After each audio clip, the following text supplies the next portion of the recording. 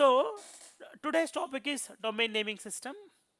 So as I already given you the background, domain naming system means it is one of the service used to resolve your host name to IP address and IP address back to host name.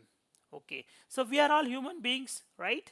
So for us it is easy to remember the names but difficult to remember the numbers. But computers will only understand the numbers, that to zeros and ones. Okay, when you type 192.168.1.10 an IP address, computer will convert that to zeros and ones and understand. And I'll show you how the conversion happens in the backend. Okay, so this is what the DNS. So we have a barrier there. Okay, difficulties are there to remember.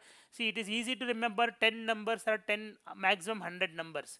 But in the real time, you will have 4,000, 5,000 servers or at least 1,000 servers with multiple other devices. Every network devices will have one IP address. How will you remember? It is very difficult. But if you have a proper naming convention, say for example, if it's a DNS server, okay, you can just put DNS 01. If it is a DHCP 01. By looking at the name, you will understand, yes, this is a DHCP server, this is a DNS server, this is Active Directory server. Okay, so that is will be made easy by using the DNS, which is domain naming system. Okay, so now I'll explain you how what happens when you type www.facebook.com in your browser or www.google.com in your browser, how this resolution will happen. Okay, I told you when you type facebook.com, that will go and talk to the DNS server and it will resolve to the name. That resolution how will happen? Okay, what happens? I mean, when you as soon as you type enter, okay, say for example, if you go to Chrome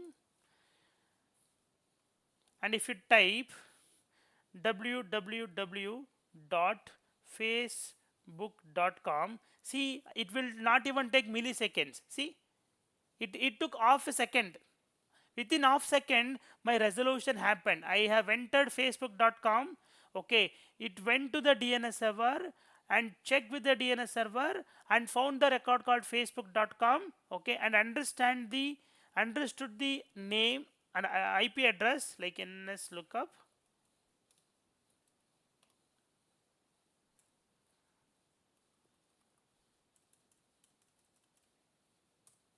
It understood the IP address of this and it connected also. Okay, it has it everything happens within half a second. Okay, so now I will explain you what has happened. You only know I typed something and hit enter and suddenly facebook.com page opened. So in the backend, in the background, what has happened? This is what happened in the backend. Okay. See, DNS means it's a protocol or a service. It will be used to resolve your fully qualified domain name. Means when you write server1.facebook.com or when you know facebook.com or instagram.com, both prefix and suffix should be there. That is called as fully qualified domain name. While promoting the domain controller, I told you, right, when you put .com, .in, .org, then only it will have FQDN. If you simply put Facebook, that is NetBIOS name. When you type facebook.com, that is the domain name. Domain name is FQDN. If there is no suffix, okay, then it is NetBIOS name. Okay, so see, this is the client PC.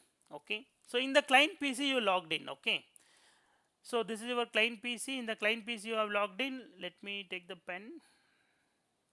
Yeah, and you went to browser, opened your Google Chrome and typed www.facebook.com. So what happens as soon as you hit enter? First and foremost thing, the DNS query will get initiated. A query will get initiated. Okay, and that query will take this information and ask, do you know this facebook.com? Do you know this IP address of this facebook.com? Where it will go and check first? It will first go and check in the DNS client host file. Means in the computer, if you go to run and type drivers, okay, there one file is there called etc, and in that you will have a host, this one. Okay, in this file that entries will be there. Sometimes we manually do the entries in that particular file. Okay, like this. Say for example, if you have this IP address facebook.com,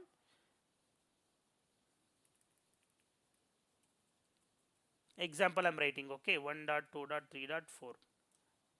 If you store like this, okay. See, I need to save it, but I don't save it. In case if you have saved it here like 1.2.3.4, as soon as this query initiated, okay, it will pick up the value from there here and write the IP address of this facebook.com is 1.2.3.4. But 99% of the time we will not have entry here. For SAP basis related application, SAP related application, in all the servers they maintain virtual host name, and that virtual host name will be maintained in this host file only. So you should know where to go and touch host file. Okay, the host file is there inside the drivers. If you go to run Windows and put select R button, you will open this run prompt and type drivers. Under that etc etc file, etc file, under that you have the host file. Okay, first and foremost it will go and check in this file. If the entry is there, it will retrieve the information. If the entry is not there, it will go and check in the local DNS cache, client cache. And where is that client cache? That is also can be seen in the command prompt. Here ipconfig space display DNS. If you hit enter,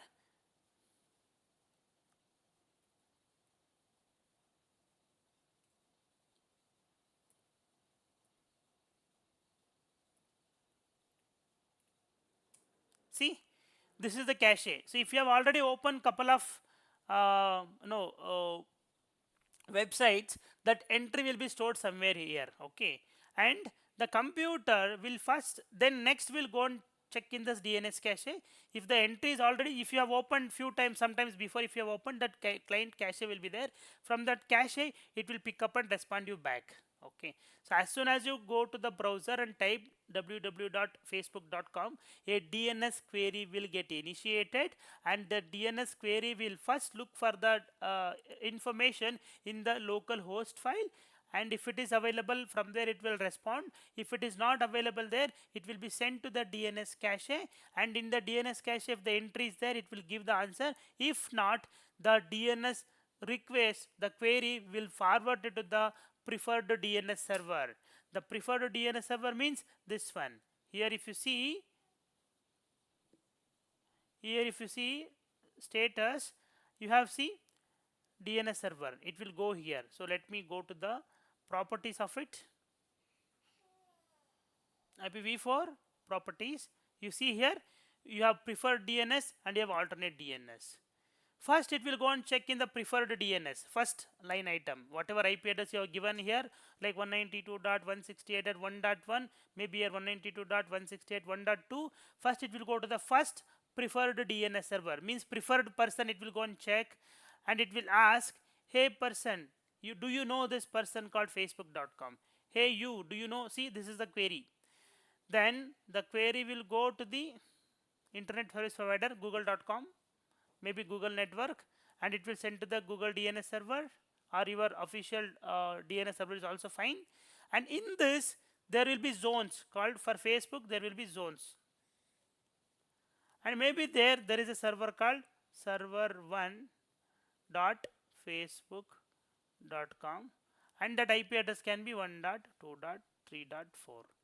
If the entry is available in this first preferred DNS server only, from there the response will be given to this client machine.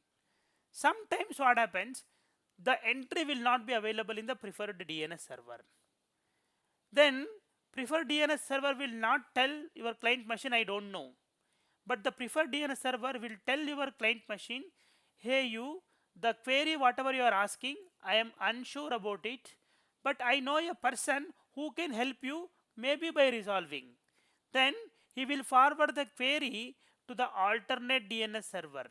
If you have put, that's why there are two preferred and alternate, you can add n number of DNS servers also. I'll show you that. Okay, so it will forward the query to the alternate DNS server. See, this is the alternate DNS server, this is the preferred DNS server. Okay, then preferred DNS server, he will check in his record and zones. If there is a record called facebook.com, and it will see it is associated with which server and what is the IP address, then he will not respond directly to the client machine, since the query has passed to him from the preferred DNS server. The alternate DNS server follow the hierarchy. What he will do, he will not directly send the query to the client machine, he will directly send to the preferred DNS server. So with this approach, help with in the helping of while helping the client machine to resolve the facebook.com, even the preferred DNS server also learned about the IP address of facebook.com. So next time some other person is trying to browse fb.com, and that time the preferred DNS server already have that information in the cache because he learnt it from the alternate DNS server, and he will respond back. Okay, then the preferred DNS server will respond back to the client. That is what this picture represents. So basically, when you type www.facebook.com or google.com, whatever domain names, the query will be initiated and it will look for the local host file and then local cache, and then forward the query to the preferred DNS server.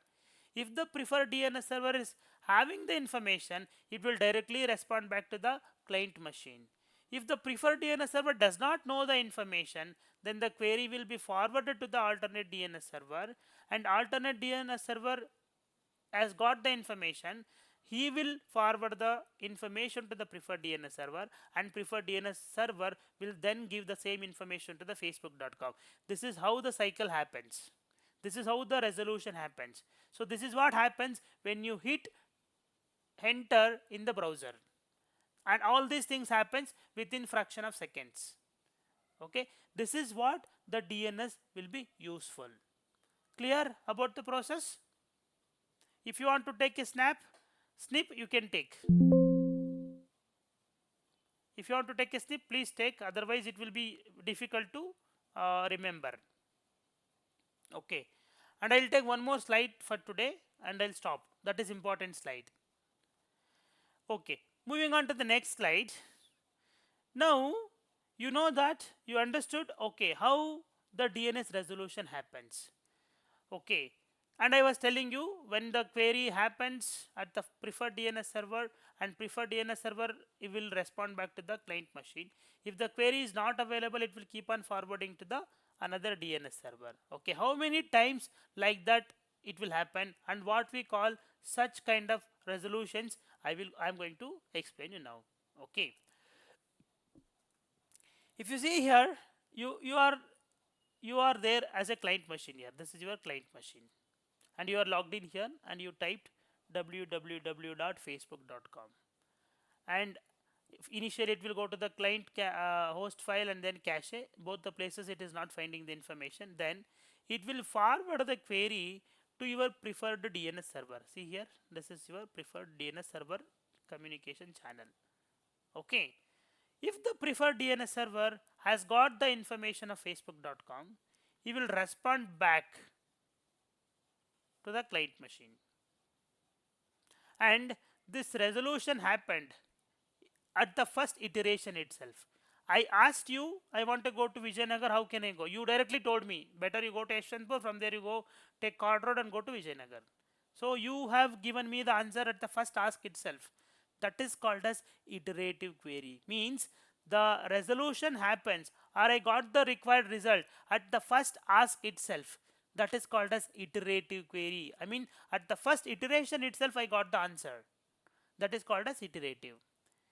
And another example, I have got an ask to know the facebook.com. Okay, and I asked you, and you said I don't know, but my friend maybe know. And what you have done, you have referred your friend.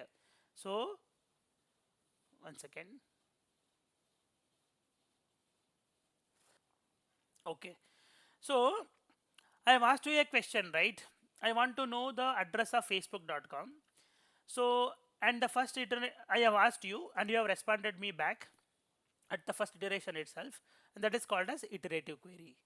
Sometime what happens, you may don't know the answer, but you will ask your friend, sir, I know a friend, probably he is also belong to that side, I will refer you to him.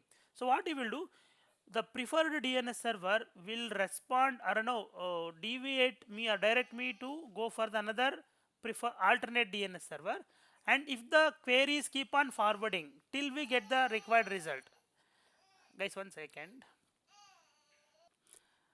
So I am asking you to help me with the answer for facebook.com. So if you know, you will respond me back. If you don't know, you will refer me to your friend. Okay. So if your friend is able to answer, that is the queries keep on reoccurring here. I am asking you and you are asking your friend and he is asking his friend, like that. If the queries keep on forwarding to some other DNS server and the query is reoccurring here, correct na? So if the query is reoccurring, we call it as recursive query. Okay, that is what I have mentioned here. This is recursive query, and you see in the green line. Okay, see here. If the query is forwarded more than one time, okay, if the query is reoccurring more than one time, it can be n number of time, sometimes it will go up to 100 200 also, it depends on how big your infrastructure. Okay, so that time we call it as recursive query, because the response is coming more than 2 3 recurring, iterations. That is why we call it as it is recursive query. And one more query is there, inverse query. Whether you are requesting, whether it is iterative or recursive. Okay, if you are asking your DNS server to convert one or to resolve one IP address to host name, we call it as inverse query. Inverse means normally iterative and recursive will happens only on the name. You know the name and you want to see the IP address. That time only iterative and recursive will happen. But the inverse query, sometimes what happens when you are doing some kind of troubleshooting, okay, when you do trace route, that the tracing is going to some other IP address and you don't know what is that IP address, that time, because we don't know the numbers na, we only know the name, so we wanted to know the name of it. Okay, that time what you will do, you will use ns lookup and 192.168.1.10 some IP address. So there you are trying to resolve from IP address to name, right? That time such kind of queries we call it as inverse query. So inverse query is nothing but if the resolution from IP address to host name, irrespective of the query type, means whether it is a recursive or inverse, sorry, whether it is iterative or recursive. Okay, if you are resolving from IP address to host name, we call it as inverse query. Okay, so this is very important in the DNS. What the people will ask you, what is DNS? Okay, and people will definitely ask what happens in the backend when you type www.facebook.com. Okay, how the DNS resolution happens. If they ask that question, you have to tell the previous slide, this slide. Okay, and people may ask you how many types of queries you have. You can tell there are 3 types of queries. One is iterative query, a recursive query, and inverse query. Okay, and further to that, tomorrow I'm going to talk about the zones, how many zones are there. Okay, what is primary zone, secondary zone, stub zones, and how many types of records are there, how can we create the record. Okay, how a computer will understand is there is a record, all those things will be explained. Okay, so with this I think we can just now stop for the day. So tomorrow we will continue with the resolution types and primary zones and all. Okay, so I'm going to stop the recording.